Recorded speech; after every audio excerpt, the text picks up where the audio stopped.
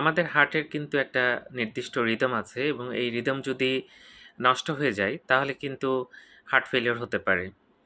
আমাদের হার্টে যদি অ্যাট্রিয়াল ফিব্রিলেশন বলে একটা সমস্যা হয়, এটা হার্ট কিন্তু অস্বাভাবিকভাবে একটা রিদম তৈরি হয় এবং তখন কিন্তু দেখা যাচ্ছে হার্ট ফেলিওর হতে পারে।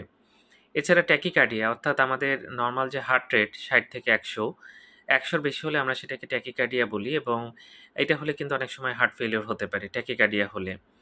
কমপ্লিট হার্ট ব্লক বলে একটা বিষয় আছে এবং এই ক্ষেত্রে কিন্তু দেখা যাচ্ছে হার্টের কন্ট্রাকশন হয় না এবং এজন্য হার্ট ফেলিওর হতে পারে।